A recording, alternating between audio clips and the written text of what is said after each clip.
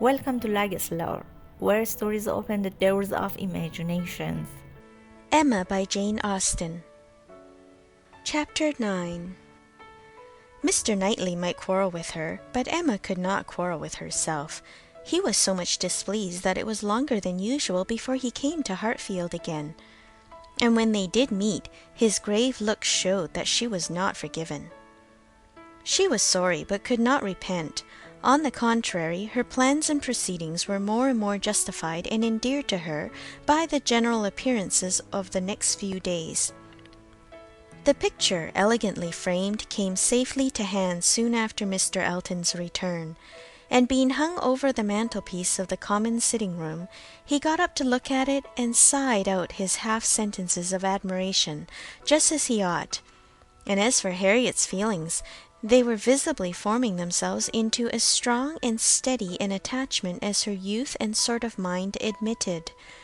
Emma was soon perfectly satisfied of Mr. Martin's being no otherwise remembered than as he furnished a contrast with Mr. Elton, of the utmost advantage to the latter. Her views of improving her little friend's mind, by a great deal of useful reading and conversation, had never yet led to more than a few first chapters and the intention of going on tomorrow.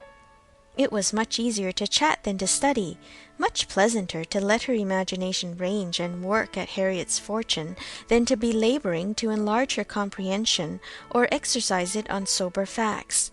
And the only literary pursuit which engaged Harriet at present, the only mental provision she was making for the evening of life, was the collecting and transcribing all the riddles of every sort that she could meet with, into a thin quarto of hot-pressed paper, made up by her friend, and ornamented with ciphers and trophies. In this age of literature, such collections on a very grand scale are not uncommon. Miss Nash, head teacher at Mrs. Goddard's, had written out at least 300, and Harriet, who had taken the first hint of it from her, hoped, with Miss Woodhouse's help, to get a great many more. Emma assisted with her invention, memory, and taste, and as Harriet wrote a very pretty hand, it was likely to be an arrangement of the first order, in form as well as quantity. Mr. Woodhouse was almost as much interested in the business as the girls, and tried very often to recollect something worth their putting in. So many clever riddles as there used to be when he was young. He wondered he could not remember them, but he hoped he should in time, and it always ended in Kitty, a fair but frozen maid. His good friend Perry, too, whom he spoke to on the subject, did not at present recollect anything of the riddle kind, but he had desired Perry to be upon the watch, and as he went about so much something he thought might come from that quarter. It was by no means his daughter's wish that the intellects of Highbury in general should be put under requisition. Mr. Elton was the only one whose assistance she asked. He was invited to contribute any really good enigmas, charades, or conundrums that he might recollect, and she had the pleasure of seeing him most intently at work with his recollections, and at the same time, as she could not perceive, most earnestly careful that nothing ungallant, nothing that did not breathe a compliment to the sex, should pass his lips. They owed to him their 2 or 3 politest puzzles, and the joy and exultation with which at last he recalled and rather sentimentally recited that last well-known charade. My first doth affliction denote, which my second is destined to feel, and my whole is the best antidote, that affliction to soften and heal, made her feel quite sorry to acknowledge that they had transcribed it some pages ago already. "Why will you not write one yourself for us, Mr. Elton?" said she. "That is the only security for its freshness, and nothing could be easier to you." Oh no, he had never written, hardly ever, anything of the kind in his life. The stupidest fellow! He was afraid not even Miss Woodhouse, he stopped a moment, or Miss Smith could inspire him. The very next day, however, produced some proof of inspiration. He called for a few moments just to leave a piece of paper on the table containing, as he said, a charade, which a friend of his had addressed to a young lady, the object of his admiration, but which from his manner Emma was immediately convinced must be his own. "I do not offer it for Miss Smith's collection," said he. "Being my friend's, I have no right to expose it in any degree to the public eye, but perhaps you may not dislike looking at it." The speech was more to Emma than to Harriet, which Emma could understand. There was a deep consciousness about him, and he found it easier to meet her eye than her friend's. He was gone the next moment, after another moment's pause. "Take it," said Emma, smiling, and pushing the paper towards Harriet. "It is for you. Take your own." But Harriet was in a tremor and could not touch it, and Emma, never loath to be first, was obliged to examine it herself. Charade. My first displays the wealth and pomp of kings, Lord of the earth, their luxury and ease. Another view of man my second brings, Behold him there, the monarch of the seas. But united, what reverse we have! Man's boasted power and freedom all are flown. Lord of the earth and sea, he bends a slave, and woman, lovely woman, reigns alone. Thy ready wit the word will soon supply, may its approval beam in that soft eye. She cast her eye over it, pondered, caught the meaning, read it through again to be quite certain, and quite mistress of the lines, and then passing it to Harriet, sat happily smiling and saying to herself, while Harriet was puzzling over the paper in all the confusion of hope and dullness, "Very well, Mr. Elton, very well indeed. I have read worse charades. Courtship is a very good hint. I give you credit for it. This is feeling your way. This is saying very plainly, Pray, Miss Smith, give me leave to pay my addresses to you. Approve my charade and my intentions in the same glance. May its approval beam in that soft eye." Harriet, exactly. Soft is the very word for her eye. Of all epithets, the justest that could be given. Thy ready wit the word will soon supply. Harriet's ready wit? All the better. A man must be very much in love indeed to describe her so. Ah, Mr. Knightley, I wish you had the benefit of this. I think this would convince you. For once in your life you would be obliged to own yourself mistaken. An excellent charade indeed, and very much to the purpose. Things must come to a crisis soon now. She was obliged to break off from these very pleasant observations, which were otherwise of a sort to run into great length, by the eagerness of Harriet's wondering questions. "What can it be, Miss Woodhouse? What can it be? I have not an idea. I cannot guess it in the least. What can it possibly be? Do try to find it out, Miss Woodhouse. Do help me. I never saw anything so hard. Is it kingdom? I wonder who the friend was, and who could be the young lady.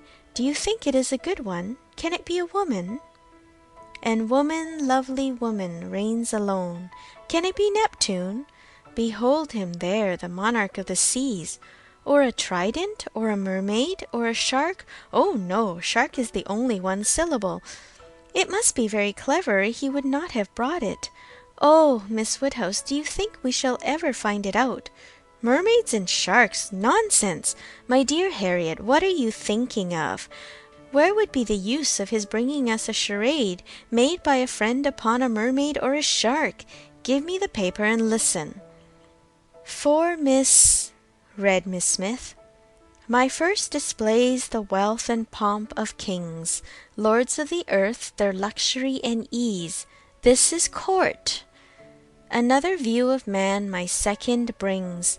Behold him there, the monarch of the seas. That is ship, plain as it can be. Now for the cream. But united, courtship, you know, what reverse we have. Man's boasted power and freedom all are flown. Lord of this earth and sea, he bends a slave, and woman, lovely woman, reigns alone. A very proper compliment. And then follows the application, which I think, my dear Harriet, you cannot find much difficulty in comprehending. Read it in comfort to yourself. There can be no doubt of its being written for you and to you. Harriet could not resist so delightful a persuasion. She read the concluding lines, and was all flutter and happiness. She could not speak. But she was not wanted to speak. It was enough for her to feel. Emma spoke to her. "There is so pointed and so particular a meaning in this compliment," said she, "that I cannot have a doubt as to Mr. Elton's intentions. You are his object, and you will soon receive the completest proof of it."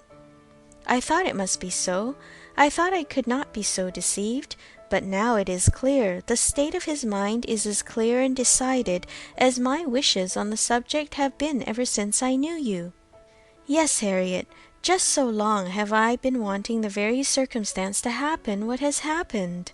I could never tell whether an attachment between you and Mr. Elton were most desirable or most natural.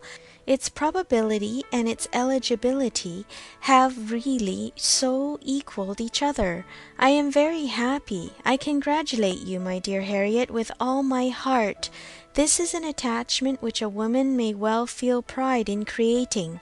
This is a connection which offers nothing but good. It will give you everything that you want: consideration, independence, a proper home. It will fix you in the centre of all your real friends, close to Hartfield and to me, and confirm our intimacy for ever. This, Harriet, is an alliance which can never raise a blush in either of us. Dear Miss Woodhouse, and dear Miss Woodhouse was all that Harriet, with many tender embraces, could articulate at first, but when they did arrive at something more like conversation, it was sufficiently clear to her friend that she saw, felt, anticipated, and remembered just as she ought. Mr. Elton's superiority had very ample acknowledgment. "Whatever you say is always right," cried Harriet, "and therefore I suppose and believe and hope it must not be so. But otherwise I could not have imagined it. It is so much beyond anything I deserve. Mr. Elton, who might marry anybody. There cannot be two opinions about him. He is so very superior. Only think of those sweet verses. To Miss... Dear me, how clever! Could it be really meant for me? I cannot make a question or listen to a question about that. It is a certainty. Receive it on my judgment. It is a sort of prologue to the play, a motto to the chapter, and will be soon followed by the matter-of-fact prose. It is a sort of thing which nobody could have expected. I am sure a month ago I had no more idea myself. The strangest things do take place. When Miss Smiths and Mr. Eltons get acquainted, they do indeed, and really it is strange. It is out of the common course that what is so evidently, so palpably desirable, what courts the prearrangement of other people, should so immediately shape itself into the proper form. You and Mr. Elton are by situation called together. You belong to one another by every circumstance of your respective homes. Your marrying will be equal to the match at Randalls. There does seem to be a something in the air of Hartfield, which gives love exactly the right direction and sends it into the very channel where it ought to flow. The course of true love never did run smooth. A Hartfield edition of Shakespeare would have a long note on that passage. That Mr. Elton should really be in love with me of all people, who did not know him to speak him at Michaelmas, and he the very handsomest man that ever was, and a man that everybody looks up to, quite like Mr. Knightley. His company so sought after that everybody says he need not eat a single meal by himself if he does not choose it, that he has more invitations than there are days in the week, and so excellent in the church. Miss Nash has put down all the texts he has ever preached from since he first came to Highbury. Dear me! When I look back to the first time I saw him, how little did I think! The two abbots and I ran into the front room and peeped through the blind when we heard he was going by. and Miss Nash came and scolded us away, and stayed to look through herself. However, she called me back presently, and let me look too, which was very good-natured, and how beautiful we thought he looked! He was arm in arm with Mr. Cole. This is an alliance which whatever your friends may be, must be agreeable to them, provided at least they have common sense. And we are not to be addressing our conduct to fools. If they are anxious to see you happily married, here is a man whose amiable character gives every assurance of it. If they wish to have you settled in the same country and circle which they have chosen to place you in, here it will be accomplished, and if their only object is that you should, in the common phrase, be well married, here is the comfortable fortune, the respectful establishment, the rise in the world which must satisfy them. Yes, very true. How nicely you talk! I love to hear you. You understand everything. You and Mr. Elton are one as clever as the other. This charade, if I had studied a 12-month, I could never have made anything like it. I thought he meant to try his skill by his manner of declining it yesterday. I do think it is, without exception, the best charade I ever read. I never read one more to the purpose, certainly. It is as long, again, as almost all we have had before. I do not consider its length as particularly in its favour. Such things in general cannot be too short. Harriet was too intent on the lines to hear. The most satisfactory comparisons were rising in her mind. "It is one good thing," said she presently, her cheeks in a glow, "to have very good sense in a common way, like everybody else, and if there is anything to say, to sit down and write a letter, and say just what you must in a short way, and another to write verses and charades like this." Emma could not have desired a more spirited rejection of Mr. Martin's prose. "Such sweet lines," continued Harriet, "these two last. But how shall I ever be able to return the paper, or say I have found it out? Oh, Miss Woodhouse, what can we do about that?" "Leave it to me. You do nothing. He will be here this evening, I dare say, and then I will give it back, and some nonsense or other shall pass between us, and you shall not be committed. Your soft eyes shall choose their own time for beaming. Trust to me." "Oh, Miss Woodhouse, what a pity that I must not write this beautiful charade into my book! I am sure I have not got one half so good. Leave out the two last lines, and there is no reason why you should not write it into your book." "Oh, but those two lines are—" "The best of all, granted. For private enjoyment, and for private enjoyment keep them. They are not at all the less written, you know, because you divide them. The couplet does not cease to be, nor does its meaning change, but take it away and all appropriation ceases, and a very pretty gallant charade remains, fit for any collection. Depend upon it, he would not like to have the charade slighted, much better than his passion. A poet in love must be encouraged in both capacities, or neither. Give me the book, I shall write it down, and then there can be no possible reflection on you." Harriet submitted, though her mind could hardly separate the parts, so as to feel quite sure that her friend were not writing down a declaration of love. It seemed too precious an offering for any degree of publicity. "I shall never let that book go out of my hands," said she. "Very well," replied Emma, "a most natural feeling, and the longer it lasts the better I shall be pleased. But here is my father coming. You will not object to my reading the charade to him. It will be giving him so much pleasure.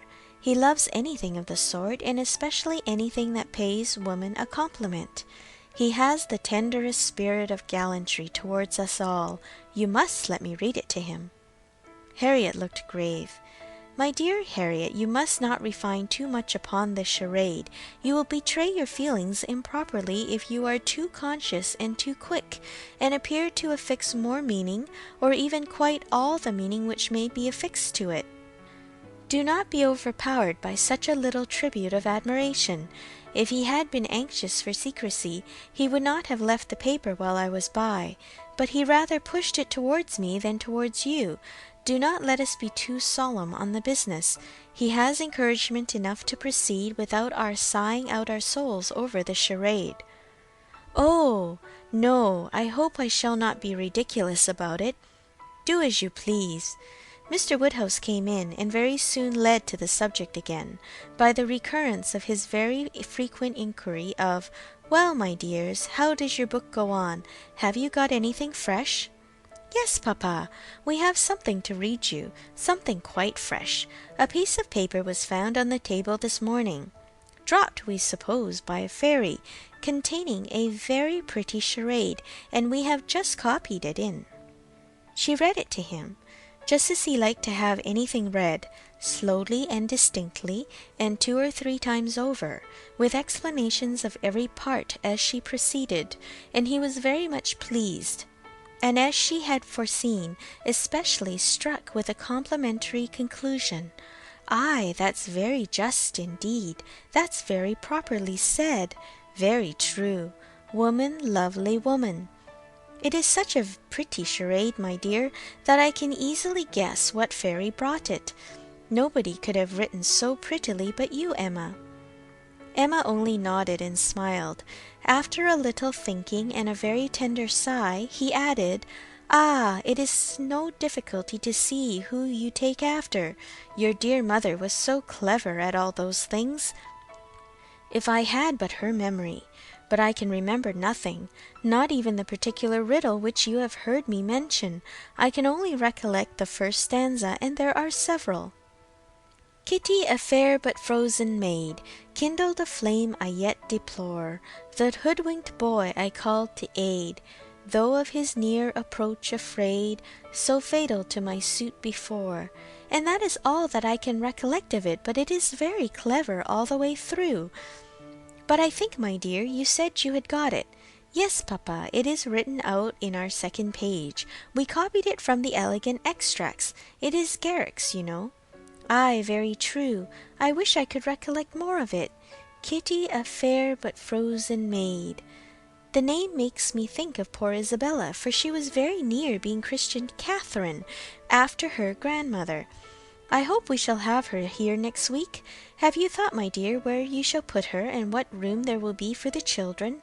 "Oh, yes, she will have her own room, of course, the room she always has, and there is the nursery for the children, just as usual, you know. Why should there be any change?" "I do not know, my dear, but it is so long since she was here, not since last Easter, and then only for a few days. Mr. John Knightley's being a lawyer is very inconvenient. Poor Isabella! She is sadly taken away from us all, and how sorry she will be when she comes not to see Miss Taylor here." "She will not be surprised, papa, at least." "I do not know, my dear. I am sure I was very much surprised when I first heard she was going to be married. We must ask Mr. and Mrs. Weston to dine with us while Isabella is here. Yes, my dear, if there is time." But in a very depressed tone, "She is coming only for a week. There will not be time for anything. It is unfortunate that they cannot stay longer, but it seems a case of necessity. Mr. John Knightley must be in town again on the 28th, and we ought to be thankful, papa, that we are going to have the whole of the time they can give to the country, that 2 or 3 days are not to be taken out for the Abbey. Mr. Knightley promises to give up his claim this Christmas, though you know it is longer since they were with him than with us. It would be very hard indeed, my dear, if poor Isabella were to be anywhere but at Hartfield. Mr. Woodhouse could never allow for Mr. Knightley's claims on his brother, or anybody's claims on Isabella except his own." He sat musing a little while, and then said, "But I do not see why poor Isabella shall be obliged to go back so soon, though he does. I think, Emma, I shall try and persuade her to stay longer with us. She and the children might stay very well." "Ah, papa, that is what you never have been able to accomplish, and I do not think you ever will. Isabella cannot bear to stay behind her husband." This was too true for contradiction. Unwelcome as it was, Mr. Woodhouse could only give a submissive sigh, and as Emma saw his spirits affected by the idea of his daughter's attachment to her husband, she immediately led to such a branch of the subject as much raised them. Harriet must give us as much of her company as she can while my brother and sister are here. I am sure she will be pleased with the children. We are very proud of the children, are we not, papa? I wonder which she will think the handsomest, Henry or John? Ay, I wonder which she will. Poor little dears, how glad they will be to come. They are very fond of being at Hartfield, Harriet. I dare say they are, sir. I am sure I do not know who is not. Henry is a fine boy, but John is very like his mamma. Henry is the eldest. He is named after me, not after his father. John the second is named after his father. Some people are surprised, I believe, that the eldest was not, but Isabella would have him called Henry, which I thought very pretty of her. And he is a very clever boy indeed. They are all remarkably clever, and they have so many pretty ways. They will come and stand by my chair and say, "Grandpapa, can you give me a bit of string?" And once Henry asked me for a knife, but I told him knives were only for grandpapas. I think their father is too rough with them very often. He appears rough to you, said Emma, because you are so very gentle yourself, but if you could compare him with other papas, you will not think him rough. He wishes his boys to be active and hardy, and if they misbehave, can give them a certain sharp word now and then. But he is an affectionate father. Certainly Mr. John Knightley is an affectionate father. The children are all fond of him. And then their uncle comes in and tosses them up to the ceiling in a very frightful way. But they like it, papa. There is nothing they like so much. It is such enjoyment to them that if their uncle did not lay down the rule of their taking turns, whichever began would never give way to the other. Well, I cannot understand it. That is the case with us all, papa. One half of the world cannot understand the pleasures of the other. Later in the morning, and just as the girls were going to separate in preparation for the regular 4 o'clock dinner, the hero of this charade walked in again. Harriet turned away, but Emma could receive him with the usual smile, and her quick eye soon discerned in his the consciousness of having made a push, of having thrown a die, and she imagined he was come to see whether he might turn up. His ostensible reason, however, was to ask whether Mr. Woodhouse's party could be made up in the evening without him, or whether he should be in the smallest degree necessary at Hartfield. If he were, everything else must give way. But otherwise his friend Cole had been saying so much about his dining with him, had made such a point of it, that he had promised him conditionally to come. Emma thanked him, but could not allow of his disappointing his friend on their account. Her father was sure of his rubber. He re-urged, she re-declined, and he seemed then about to make his bow, when taking the paper from the paper, she returned it. "Oh, here is the charade you were so obliging as to leave with us. Thank you for the sight of it. We admired it so much that I have ventured to write it into Miss Smith's collection. Your friend will not take it amiss, I hope. Of course I have not transcribed beyond the first 8 lines." Mr. Elton certainly did not very well know what to say. He looked rather doubtingly, rather confused, said something about honour, glanced at Harriet and at Emma, then seeing the book open on the table, took it up and examined it very attentively. With the view of passing off an awkward moment, Emma smilingly said, "You must make my apologies to your friend, but so good a charade must not be confined to 1 or 2. He may be sure of every woman's approbation while he writes with such gallantry." "I have no hesitation in saying," replied Mr. Elton, though hesitating a good deal while he spoke, "I have no hesitation in saying, at least if my friend feels at all as I do, I have not the smallest doubt that, could he see his little effusion honoured as I see it," looking at the book again and replacing it on the table, "he would consider it as the proudest moment of his life." After the speech he was gone as soon as possible.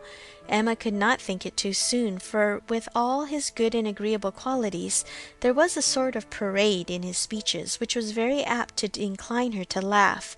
She ran away to indulge the inclination, leaving the tender and the sublime of pleasures to Harriet's share. To see the next part of this beautiful novel, which will be published soon, click the like button now. Subscribe and be sure to hit the bell. What do you think about this part? Comment below.